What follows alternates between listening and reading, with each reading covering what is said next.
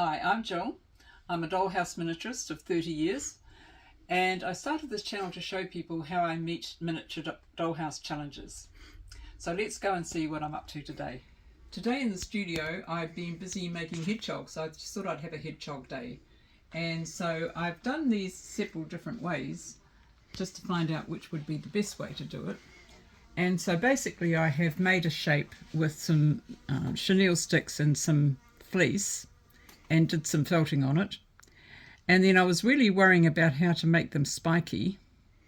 And I remembered I had this yarn, which I've never used, but I thought it would come in handy one day. And so what I've been doing is I've been wrapping my shape around with this.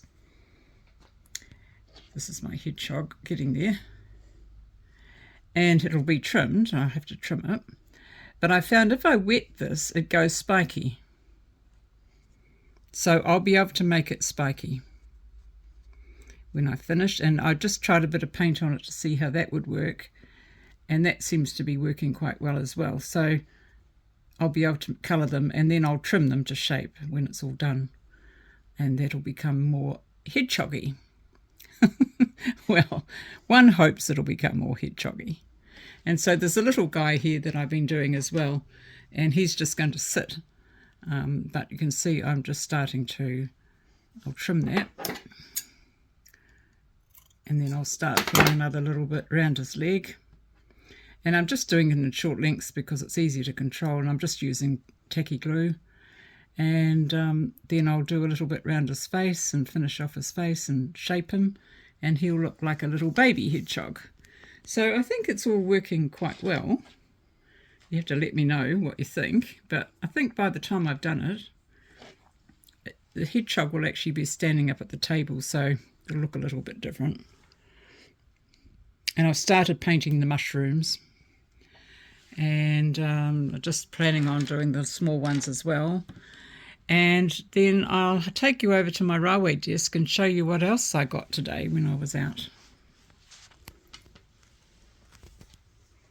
So I went into the town with Roger today to have lunch, and we called into Resene paint shop on the way home because I needed to get some more paint. And while I was busy doing that, Roger asked the girl behind the counter what they did with their old wallpaper books, and she said, oh, they just pull the pages out of the paper that's not available anymore, and it's all in the back in a big pile. And she asked me why I wanted it, and I told her, and she was quite keen. So she went away and got this great pile, which I managed to halve by looking for papers that had textures on them. And I can use all of these with textures in different ways. So it was a really good find.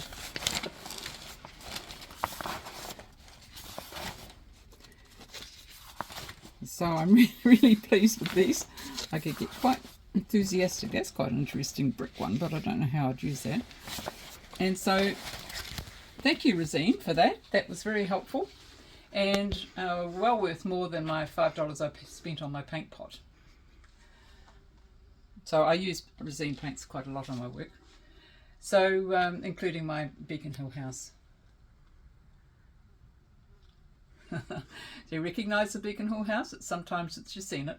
They're still having a party in there. I haven't cleaned that away yet.